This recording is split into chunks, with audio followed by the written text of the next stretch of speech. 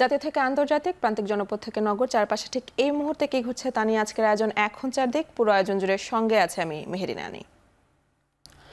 মঙ্গলবার থেকে Dhaka medical college হাসপাতালে চলবে আউটডোর সেবা আর সীমিত আকারে চলবে ইনডোর সেবা। সোমবার বিকেল ৫টার দিকে ঘোষণা দেন আন্দোলনরত শিক্ষার্থীরা। চিকিৎসকদের কর্মবিরতির অংশ হিসেবে ঢাকা মেডিকেলে শুধু জরুরি সেবা চালু আছে। সোমবার বন্ধ আছে বহির্বিভাগ। চিকিৎসকরা জানান, গ্রেপ্তারের আশ্বাসে তারা রাত ৮টা পর্যন্ত কমপ্লিট শাটডাউন কর্মসূচি স্থগিত রাখবেন। এদিকে ঢাকা মেডিকেলে চিকিৎসকদের উপর হামলার প্রতিবাদে চলা কর্মসূচি দ্রুতই প্রত্যাহার হবে বলে আশা হাসপাতালের পরিচালকের। হাসপাতাল পরিদর্শন শেষে তিনি কথা বলেন। পরিচালক জানান, পর্যাপ্ত নিরাপত্তা নিশ্চিতের পরিপ্রেক্ষিতে জরুরি বিভাগের সেবা চালু সহ ভর্তি রোগীদের সেবা দেওয়া হচ্ছে। বাকি দাবিগুলো নিয়ে কাজ চলমান। এর মধ্যে এক আসামির গ্রেফতার হওয়া সহ বাকিদের গ্রেফতারের কাজ চলছে। তাদের যে দুইটা দাবি ছিল, একটা ছিল যে সিকিউরিটি এনশিওর করা, সেটা আমরা করেছি। আর আসামিদের ধরা, যেটা ইতিমধ্যেই আমাদের যে ২ নম্বর আসামি সে কিন্তু ধরা পড়েছে। বাকি আসামিদের ধরার জন্য জোর প্রচেষ্টা চলছে। সকল আইনশৃঙ্খলা রক্ষা করার বাহিনী, র্যাব সহ সবাই কিন্তু চেষ্টা চালাচ্ছে। আইসিইউ, এইচডিইউ, সিসিইউ এইসব রোগীদের চিকিৎসা কিন্তু কোনো অংশে ব্যাহত হচ্ছে না। এবং এর সাথে যে পরীক্ষা নিরীক্ষা জড়িত, ধরেন এক্সরে, সিটি স্ক্যান, এইসব সার্ভিসও কিন্তু চালু আছে। ঢাকা মেডিকেলে চিকিৎসকদের উপর হামলায় জড়িত থাকার অভিযোগে এক যুবককে গ্রেফতার করেছে পুলিশ। গ্রেফতার হওয়া যুবকের নাম সঞ্জয় পাল জয়। সোমবার ভোরের দিকে গাইবান্ধা শহরের বাস স্ট্যান্ড থেকে তাকে গ্রেফতার করে গাইবান্ধা সদর থানা পুলিশ।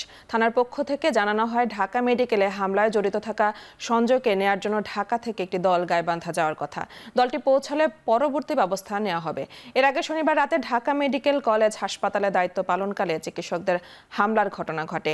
এ ঘটনায় রাজধানীর শাহবাগ থানা একটি মামলা করা হয়। ঢাকা মেডিকেলের অফিস সহায়ক আমির হোসেন বাদী হয়ে মামলাটি করেন।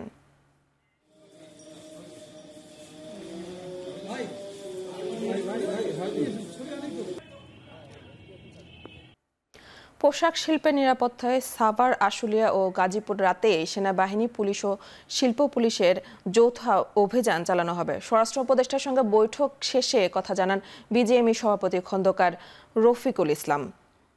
চলমান সংকট সমাধানে তৈরি পোশাক কারখানা মালিকদের সংগঠন বিজিএমই ও বিকেএমইর সঙ্গে সচিবালয়ে বৈঠকে বসেন শ্রম উপদেষ্টা। পরে স্বরাষ্ট্র উপদেষ্টার সঙ্গে বৈঠক করেন বিজিএমই ও বিকেএমইর নেতারা। বৈঠকে সিদ্ধান্ত হয়, পোশাক শিল্পের নিরাপত্তায় সাভার, আশুলিয়া ও গাজীপুরে যৌথ অভিযান পরিচালনা করবে সেনাবাহিনী, পুলিশ ও শিল্প পুলিশ। একটা গোষ্ঠী শ্রমিকদের উস্কে দিচ্ছে এমন অভিযোগ করে বিজিএমই সভাপতি বলেন, আরও একদিন পরিস্থিতি পর্যবেক্ষণ করবেন তারা। পরিস্থিতি স্বাভাবিক না হলে কারখানা বন্ধ রাখতে বাধ্য হবেন মালিকরা।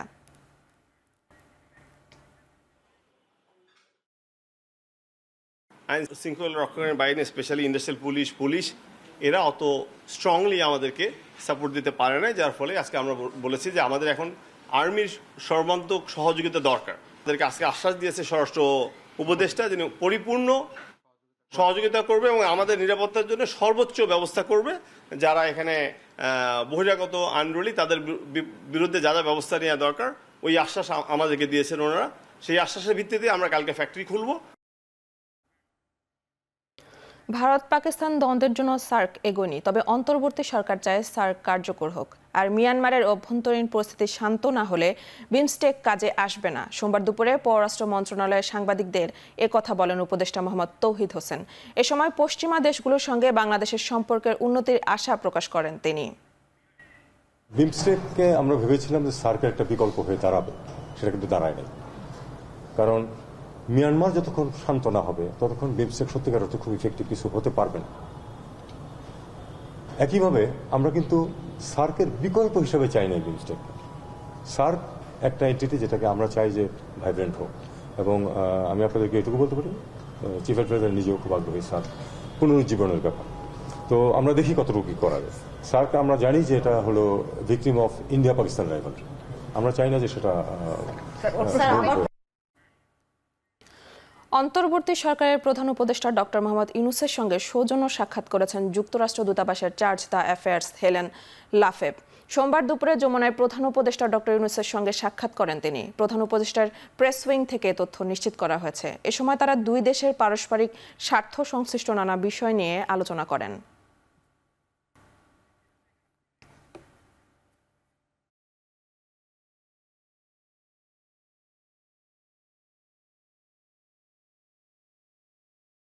এখন চারদিকে নিচ্ছে একটি বিরতি, ফিরছি একটু পরেই।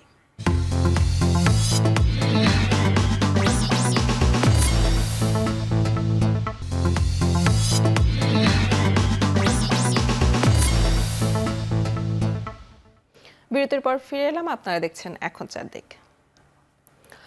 14 দলীয় জোটের অন্যতম শরিক জাতীয় পার্টি জেপির চেয়ারম্যান ও সাবেক মন্ত্রী আনোয়ার হোসেন মঞ্জুকে গ্রেফতার করেছে ঢাকা মহানগর গোয়েন্দা পুলিশ। ছাত্র আন্দোলনের 5টি হত্যা মামলায় তাকে গ্রেফতার দেখানো হয়েছে।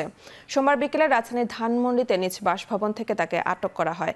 গোয়েন্দা পুলিশের যুগ্ম পুলিশ কমিশনার রবিউল হোসেন ভুইয়া জানান, তাকে গ্রেফতার করে ডিবি কার্যালয়ে নেওয়া হয়েছে। তার বিরুদ্ধে 5টি হত্যা মামলা রয়েছে। প্রায় 80 বছর বয়সে রাজনীতিক পিরোজপুর 2 আসন থেকে 7 বারের নির্বাচিত সংসদ সদস্য নির্বাচিত হয়েছেন। আওয়ামী লীগ নেতৃত্বাধীন 14 দলের শীর্ষ নেতা ছিলেন আনোয়ার হোসেন মঞ্জু। রাজধানীর আইডিয়াল কলেজের প্রথম বর্ষের শিক্ষার্থী খালিদ হাসান সাইফুল্লাহ হত্যা মামলায় ঢাকা 7 আসনের সাবেক সংসদ সদস্য হাজী মোহাম্মদ সেলিমের 5 দিনের রিমান্ড মঞ্জুর করেছে আদালত। সোমবার বিকেলে ঢাকার মেট্রোপলিটন ম্যাজিস্ট্রেট আখতারুজ্জামানের আদালত শুনানি শেষে রিমান্ডের আদেশ দেন। এর আগে মামলার তদন্ত কর্মকর্তা লালবাগ থানার তদন্ত কর্মকর্তা 10 দিনের রিমান্ড চেয়ে আবেদন করেন। এ সময় আসামি পক্ষের আইনজীবী তার অসুস্থতার কারণ তুলে ধরে রিমান্ডের বিরোধিতা করেন। যুক্তিতর্ক শেষে আদালত 5 দিনের রিমান্ড মঞ্জুর করেন। এর আগে রোববার রাতে রাজধানীর বংশাল থানা এলাকা থেকে হাজী সেলিমকে গ্রেফতার করা হয়।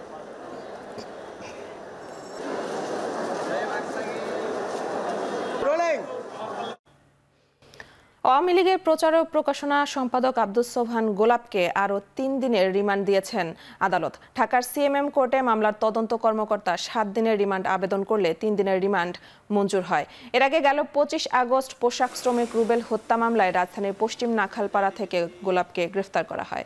পরদিন 26 আগস্ট আব্দুস সোবহান গোলাপকে 7 দিনের রিমান্ড দিয়েছিলেন আদালত। এছাড়া একই আদালতে বাড্ডা থানায় দায়ের করা সুমন হত্যা মামলায় সাবেক বাণিজ্য মন্ত্রী টিপু মুন্সির 4 দিনের রিমান্ড শেষে জামিন চাইলে তা নামঞ্জুর করেন আদালত।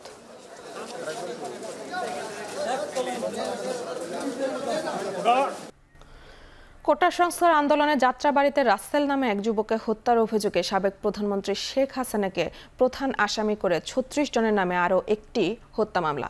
সোমবার দুপুরে রাজধানীর সিএমএম কোর্টে নিহত রাসেলের ভাই মোহাম্মদ রুবেল বিচারক সাদ্দাম হোসেনের আদালতে এই মামলা করেন। পরে এফআইআর হিসেবে রুজু করতে সংশ্লিষ্ট থানাকে নির্দেশ দিয়েছেন আদালত। এই মামলায় শেখ হাসিনা ছাড়াও ওবায়দুল কাদের, আসাদুজ্জামান খান কামাল, সাবেক আইজিপি মামুন সহ আওয়ামী লীগ নেতা ও পুলিশের ঊর্ধ্বতন কর্মকর্তাদের আসামি করা হয়েছে।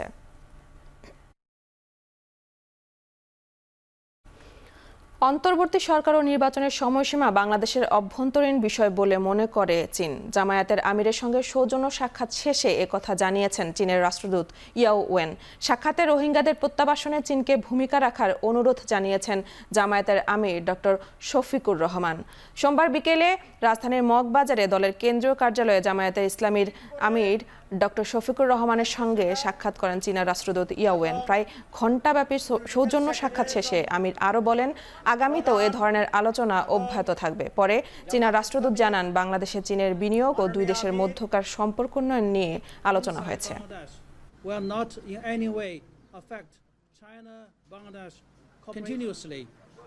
আমরা দীর্ঘ 1 ঘন্টা একসাথে বসেছি, কথা বলেছি।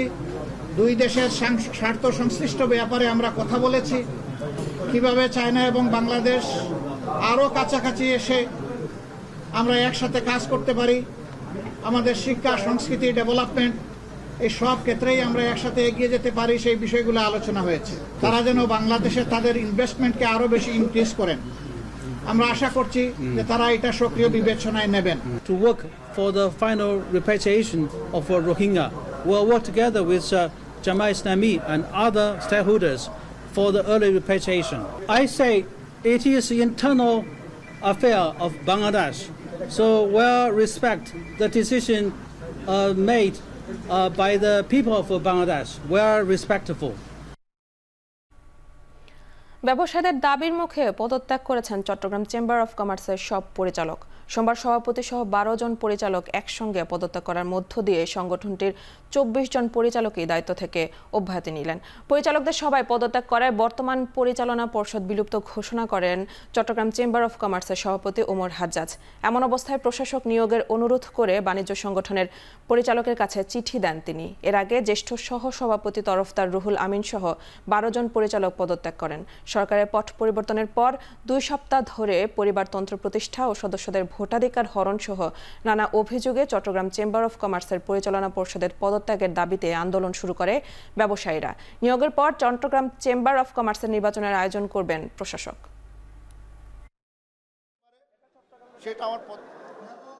এখন চারদিকে নিচ্ছে আরেকটি বিরতি, ফিরছি একটু পরেই।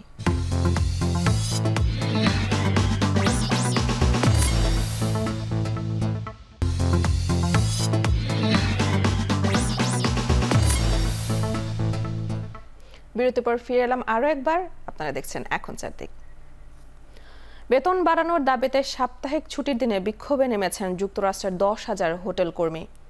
সান ফ্রান্সিসকো, বোস্টন, সিয়াটল সহ যুক্তরাষ্ট্রের 8টি শহর থেকে কর্মীরা নেমেছেন সড়কে। সেপ্টেম্বরের প্রথম সোমবার শ্রম দিবসকে সামনে রেখে বেতন বাড়ানোর দাবিতে এই বিক্ষোভ করেছেন কর্মীরা। তারা বলছেন, লোকসান কাটিয়ে রেকর্ড মুনাফার পথে হাঁটলেও করোনার সময় যে ব্যয় সংকোচন নীতি অনুযায়ী বেতন ভাতা কমানো হয়েছিল তা আর বাড়ানো হয়নি।